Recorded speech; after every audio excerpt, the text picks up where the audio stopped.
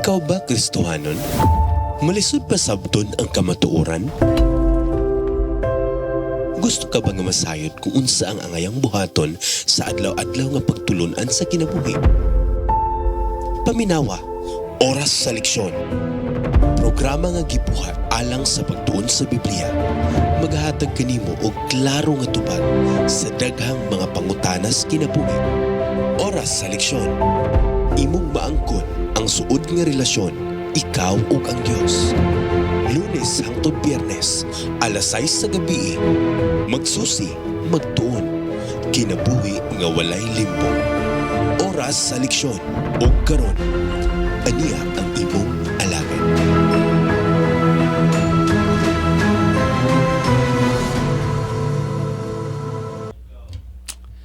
Good morning and happy Sabbath kanatong tanan mga kaigsunan, mga higala ug atong mga suking tigpaminaw ning atong programa sa oras sa leksyon o sa atong pagsumari nining adlaw ipapahulay. Welcome kamo sa atong pagsimba dinhi sa atong estasyonan pinaagi sa atong pag-broadcast o bisan pa diha sa atong mga Hope Channel stations. So, welcome kamong tanan sa atong programa. Ilabi na katong nagasubaybay pinaagi gyud sa atong estasyonan dinhi sa Dakbayan sa Tagum o sa mga palibot nga mga munisipyo nga maabot kini atong programa. Daghang kayong salamat sab sa inyong pagsubaybay sa tibuok nga semana. O karong adlaw nga ipapahulay ato ng subayon o atong i-summarize kining atong leksyon. Tungod kay nagtuo ko nga ang uban kanato nakahimo na sa pagtuon apan nindot kaayo nga atong balikon pag-usab ang mga importante kay nga mga punto nga magdala nato sa panghinuklog sa atong kapanahunan karon. Ang nahitabo sa mga isalinhon usa ka hitabo nga dili nato tagaan og ingnon ta gamay nga pagtagad kundi atong hatagan nig dako kay pagtagad kay ang sugilanon sa Exodus dili ni siya about the Israelites apan kini about a God who loves His children. So niining adlaw ipapahulay atong saluhan ang pulong sa Ginoo. Apan sa di pa ta magpadayon sa unahan, atong ablihan ni pinaagi sa pagampo. Amahan nga langit nun, ning adlaw ipapahulay amo kang gidayeg pasalamatan. Nga ang imong pulong buhi o kinidunay kahigayunan nga maghatag na mo kausaban. Amahan sa among kaugalingon, wa kami kusog kay kami mga maluyahon. Apan salamat nga pinaagi sa imong pulong kami malig-on o kini maghatod namo sa suod nga relasyon kanimo o maghatod sab sa pagsalig luyo sa mga hagit nga among magian makahimo kami sa pagtindog nga malahutayon magapaabot sa imong pagbalik. Salamat Ginoo nga ikaw makiguban ning among pagtuon nga adlaw ipapahulay kay kining tanan namong gisalig tuon lamang sa ngalan ni Hesus nga manluwas. Amen. So again, happy Sabbath kanatong tanan. Naglaom ko nga naamo sa inyuhang mga pag-abli sa inyuhang mga balaang kasulatan tungod kay kining atong pagtuon diri man gid ta masintro sa balaang kasulatan. Ngani ang atong pagtuon na sintro na dinhi sa kapitulo 11 ngadto sa kapitulo 12. Mao ang Passover. Nasayod ta nga ang mga Hudiyo nangandam na niining panahona og ang ilang panimalay naa na sa tibuok gyud nga panimalay kaysa tungang gabi sila magagika na. Ngani si Moses gi-instructionan sa Ginoo dili sa paglakaw kundi sa pagpangandam. Mao nga atong makita nga ang Dios naa say concern sa mga katawhan sa pagpangandam nga espirituhanon. So the 10 plagues struck every family in Egypt that refused to follow God's instruction. Niining panahon na ang tibuok nga panimalay sa mga Ehiptohanon mahiagom sa paghukom sa Dios tungod kay wala sila mutuo. Nasayod ta nga ang mga hampak, ang plagues gikan pas pagsugod ngadto na sa ikanapulo kining tanan mga pahimangno warning for redemption. Nasayod ta nga gihatagan unta sa Ginoo sila o kung sa una pa nga hampak o plagues sila mituo wala unta moabot og napulo. Ngani nasayod ta nga kini nga mga hampak alang kini sa mga Diyos sa Ehiptohanon o gusto sa Ginoo nga ang mga Israelites nga naanay gugma nining mga Dios-Dios mobiya na gyud tungod kay kining tanan nga mga Dios-Dios sa mga Ehiptohanon wala kini sila'y kapuslanan. So tungod diha na nasayod ta nga kinisab usa ka suway sa pagtuo sa mga Israelinhon. It was in fact a test of faith. Nga naman, no one needed to die that night. Ang Diyos dili gyud gusto nga nauntay mamatay ni adto nga kagabion. Apan tungod sa rejection sa kaluoy sa Ginoo. Apan alang sa Israel, kadaugan alang sa ilang panaw. Apan alang sa mga masinupakon kamatayon. Everyone had the opportunity to save the life of their firstborn. Ngani nasayod ta nga dunay mga Ehiptohanon nga mi-join sa mga Israelinhon kay nasayod sila og nituo sila sa Dios and they were saved. Apan dunag yun mga masinupakon nga nagpadayon sa pagsupak. Ilabi na si Paraon, nahiagom siya niini. Only the lamb was condemned. Kay ang karniro na gyud unta mao ang mamatay ni adto. Tungod kay ang karniro pagapatyon igasablig ang iyang dugo didto sa pultahan. Kay kung ang mga Israelinhon o ang mga Ehiptohanon mituo pa, ang mamatay unta ang kadturang karniro. Only he was to die. Only his blood would make the destroyer pass by. Why? Because only Christ saved. Si Kristo ra gyud ang nagsimbolo ni adto nga karniro. Siya ra unta ang mahiagom sa kamatayon. And this was to be remembered from generation to generation to come. Buot ipa sabot sa Dios nga kinahanglan hinumduman kini sa mga Hudiyo nga si Kristo lang ang namatay ni adtong gabiuna. Ang kamatayon ni Kristo igo na sa kaluwasan sa tanan nga mga Hudiyo. And so with us today. Alang sab nato. Ang kamatayon ni Kristo makaluwas natong tanan. Apan kung magpabilin ta gihapon sa sala, wa nay mahimo ang Ginoo.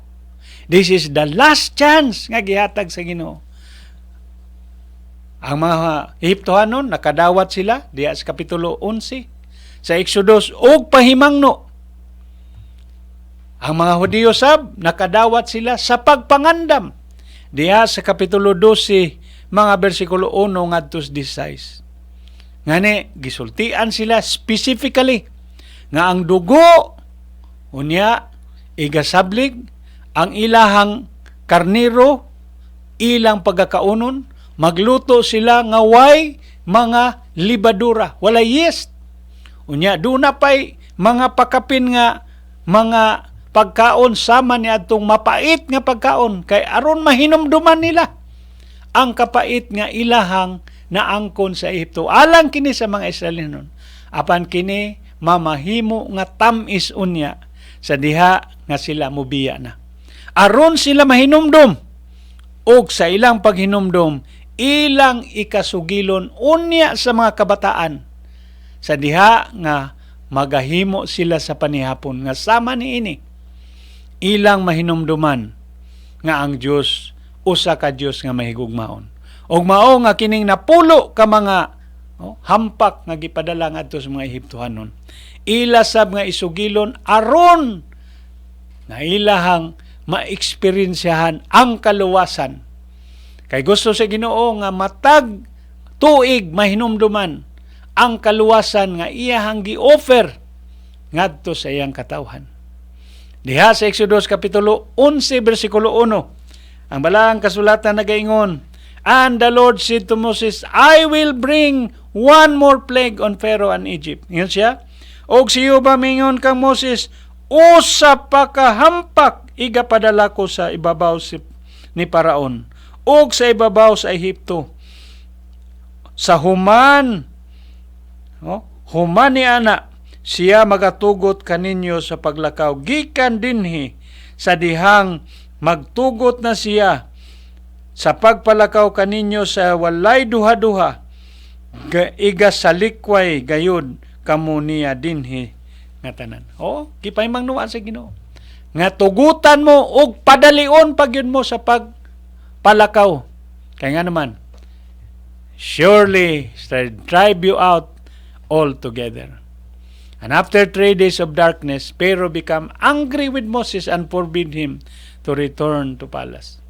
Ang ikasiyam, sa diha nga tulo ka mga adlaw, ang ilang gituuhan nga Dios nga sira, the sun god, wa man nakapahimo og pagpahayag sa adlaw. Giingnan si Moses diha sa kapitulo 10, 28. Sa Exodus, ayaw na pagbalik dinhi. But Moses could not obey this order. For the life of Pharaoh's firstborn was at stake. In his rule as Pharaoh's God, he had to warn him of what he was about to do.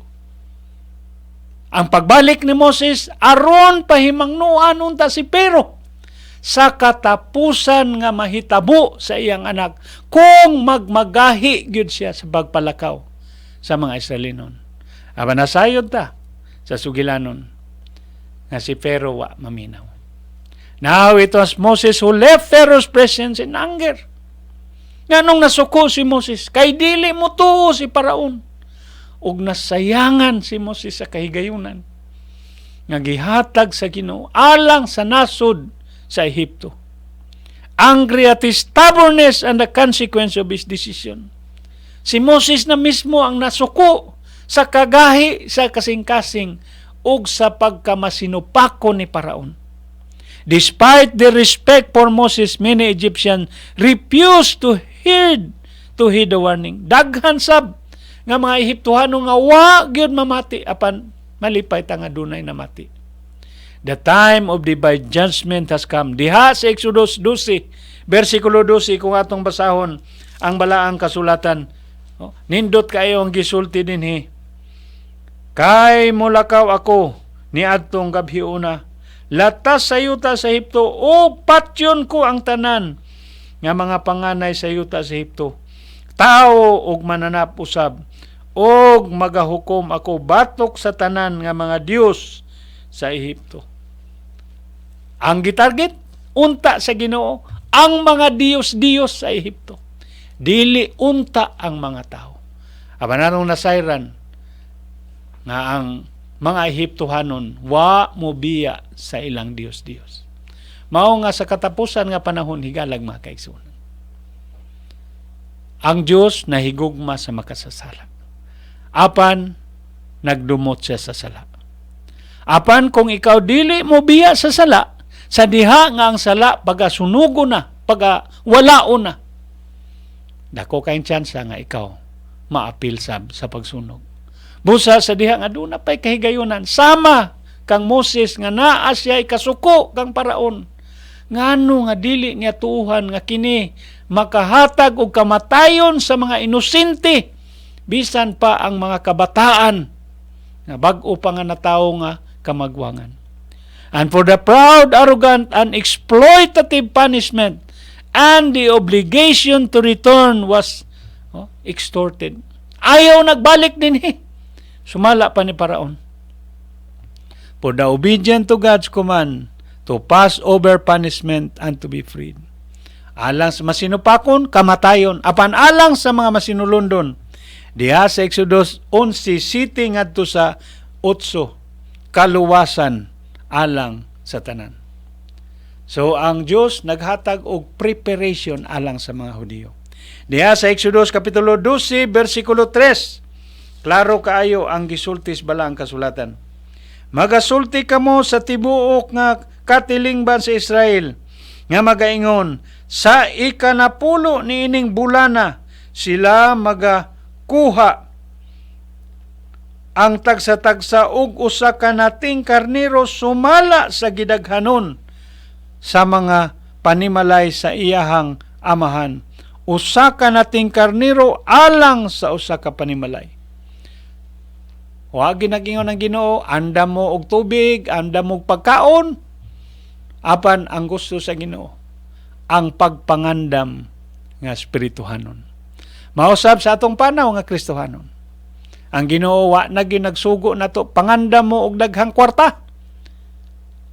Kaysa di pa kumubalik mo kalagyo mo. Nagsaad ang Ginoo nga iya na kanang responsibilidad.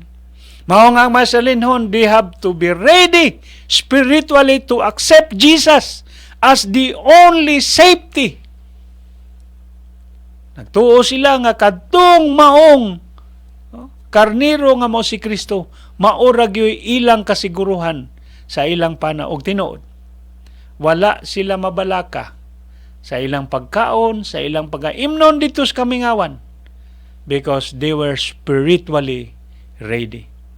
Speak to all the congregation of Israel, saying, on the 10th of this month, specific yun, niining ikanapulo nga simana, napulo nga bulan, ikanapulo nga adlaw sa bulan, every man shall take himself a lamb. Pananglitan ug ang usa ka amahan wa mangandam. Tingali ang iyang anak. Pa kanus amat mangandam. Pero alang sa uban, sa diha nga gisulti na ni Moses, tingali ang amahan. Nangita gilayon. Tungod kay ang iyang kabataan mao ang maangin ini. So ang mata ko sa mangandam. And God explained in detail that they had to do so that destroyer would pass over. Kinahanglan mangandam kay ang manulunda nga mao ang magpatay moagi. Pisak, pass over, and the firstborn will not die. Yung makita ang tanang mga magulang anak naglantaw sa ginikanan. Ang ilang pagpangandam, grabe ka masubsob. Tungod kay niining panahon na, sila magapanaw na. On the 10th day, they were to set aside a lamb without defect for his family or for several families. Kung gamay raing panimalay, mag-apil og uban. On the 14th, at dusk, they were to sacrifice. Kapitulo 12, versikulo 6, nagaingon, sa pagtipigan ninyo kini hangtod sa adlaw nga ikanapulo og upat sa imuhang bulan. Ang tibuok nga katilingban sa katawhan sa Israel, magalakaw niini sa hapon. Pagkanindot, no? Specific. Kano sa mangandam? On the 10th. Kano sa pag-ihawon? On the 14th. Grabe ang specific nga gisulti sa Ginoo. And they were to anoint the doorstep and lintel with the blood. Grabe, no? Kinahanglan mangandam. Kinahanglan nga ibutang gyud sa mga pultahan. And they were to eat the meat completely roasted with unleavened bread and bitter herbs. Muna kong giingon nga sa diha nga kauno nila apilon tong pait. Tingali ang palaya ug uban pa. Aron nga mahinumduman ug ang ilahang mga pan walay libadura. Walay igpapatubo aron ilang mahinumduman ang kapait ug sa ilahang pagdali. While they were eating it hastily, they were to be dressed and ready to go. Pagkanindot ang gingusgutan diri sa versikulo 11 nga sila daan magsinina na. Sa diha nga mangaon sila nagsinina, nangandam na. When they left Egypt, they were to continue eating unleavened bread for 7 days. Ang ilang balon, magbalon sila sa sulod sa 7 ka adlaw og mga pan nga way igpapatubo. Gahi kay na. Apan mao ka ng instruction sa Ginoo alang nila. God prepared His people to understand His grace and to worship Him. Kining tanan gihimo sa Ginoo aron ilang masabtan ang grasya sa Ginoo. Masabtan nila ang kamatayon ni Kristo, masabtan nila ang iyahang kaluoy ug gugma. The blood and the yeast, ang dugo ug ang igpapatubo. Sumalapas sa kapitulo 12, versikulo 21. Atong basahon ang gisulti sa Dios. Unya si Moses mitawag sa tanan nga mga ansyano sa Israel ug mingon siya kanila, panlakaw kamo og pagkuha og mga nating karniro, sumala sa gidaghanon sa inyong mga panimalay og patyo ninyo ang Pasko. Moses called for all the elders and said, pick out and take a lamb for yourselves according to your families and kill the Passover lamb. Patya ang panihapon nga karniro. And on the 14th, two elements played a crucial role in the ceremony. Of course, we have the blood and the yeast. Ang dugo ug ang igpapatubo. They were to remove yeast from their homes. Kuhaon ang tanan nga igpapatubo sa ilang balay. And bake bread without it. Since the departure was imminent, they would not have yeast during its initial stage. The yeast is a symbol of sin, and the unleavened bread symbolizes a new life in Christ Jesus. Nganong kinahanglan ang ilang mga pan walay igpapatubo, kay ang igpapatubo nagsimbolo sa sala o gusto sa Ginoo nga sa ilang pagikan sa 7 ka mga adlaw wala sila sala, hininluan sila sa bag-o nga pagpanaw tungod kay sila gihinluan sa Ginoo. Blood was salvific element. It represents Jesus' blood which is shed on the cross so that at the judgment, God would pass over our condemnation. Mabitaw nga diya sa 1 Juan 1 City nga ang Diyos di na mo ilani mo nga sad-an kay nga naman tungod sa dugo. And the hyssop with which the blood was to be sprinkled. Diya sa Exodus 12 versikulo 22, kinahanglan sila og usa ka hyssop, is a symbol of the purification of sin. Mabitaw nga salmista David niyo siya, purge me with hyssop, pug iko pinaagi nining hyssop. Itong basahon, og magkupot kamo sa usa ka hugpong nga hisopo, og ituslob ninyo kini sa dugo sa usa ka sudlanan, og hampako ninyo og ibalibag og ang duruha sa haligi sa dugo nga anaa sa sudlanan, og walay bisan kinsa kaninyo nga magpagula sa mga pultahan sa inyong balay hangtod sa buntag. Grabe na. Way makagawas hangtod sa buntag. Diha sa Salmo 51 versikulo 7. Sa diha nga si David nagampo siya sa Ginoo nga mausab ang iyang kasing-kasing. Ingon siya, usba ko Ginoo. Og pugi ang akong kinabuhi, pinaagi sa hisopo. Diha sa Exodus 12 versikulo 24. Sila magatudlo sa ilang mga ginikanan. Ngano man nga wa pagani ka sugod, kinahanglan na nga magtudlo. Versikulo 24, og pagabantayan ninyo kini mga butanga ingon sa usa ka tulumanon kaninyo og sa inyong mga anak nga lalaki nga walay katapusan. Grabe no, ang pagtudlo walay katapusan. And you shall observe these things an ordinance for you and your sons forever.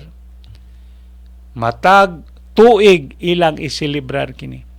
Even before bringing them out of Egypt, God taught the Hebrews families to preserve their history by telling it to their children each year. Sumala pa niya sa Kapitulo 12 ngadto sa 24 ngadto sa 27. So ang amahan itudlo sa mga ginikanan. Mao nga diya sa Deuteronomy giklaro gyud sa Ginoo Kapitulo 6 versikulo 6. Unsaon pagtudlo? Sa diha nga mumata, sa diha nga mulakaw, sa diha nga mukaon, sa diha nga matulog, kung buot pasabot sa tanang panahon itudlo ang kaayo sa Dios. From then on, Passover would be a family celebration, an opportunity for parents to pass on the knowledge of God to their children. Ug tingali ato makita nga ang tanan nga Hudiyo ilan ning gihimo. And the story of liberation had to be explained in detail and in the first person. Ang pagsugilo niini detalyado gayud, dili pwede nga dali-dalion. Og tungod niini diha sa Exodus 12:27. Kamo panubag mao kini ang halad sa Pasko. Ni Jehova nga milabay ibabaw sa mga balay sa mga anak sa Israel didto sa Ehipto, sa pagpamatay niya sa mga Ehiptohanon ug sa pagluwas niya sa among balay, unya ang katawhan miduko ug misimba. Pagkanindot mo. Nga ang mga ginikanan itudlo nga ang among balay giagyan. Pagkanindot. Ang silingan tingali naghilak apan ang ilang balay wala. Kaya nga naman, ang Diyos naghimog pakigsaad alang sa iyang katawan. Mao nga sa diha nga miabot ang ikanapulo nga hampak. Diha sa Exodus 12 versikulo 29. Og nahitabo sa tungang gabi nga si Jehova may patay sa tanan nga mga panganay sa yuta sa Ehipto. And it come to pass at midnight that the Lord struck all the firstborn in the land of Egypt. The firstborn of Pharaoh who sat on the throne, and the firstborn of the captive who was in the dungeon, and all the firstborn and the livestock. Pagka makaluluoy. Si Paraon nga puno sa pahimangno. Si Paraon nga napuno sa tanang kahigayunan. Ang iya mismo nga anak. Kauban sa tanan nga mga Ehiptohanon nga masunupakon. Nakaangkon sa kamatayon. Pero had ordered the killing of the Hebrew boys without exception. Pagsugod pa lang sa libro ng Exodus, atong nahibawan 80 years ago, nga si Moses, kung wa lang siya masalbar siyang ginikanan, he must be one of them. Tingali, gabaha ang dugo niya itong panahon na. Kaya ang tanan nga mga lalaki gipamatay, gawas lang kang Moses.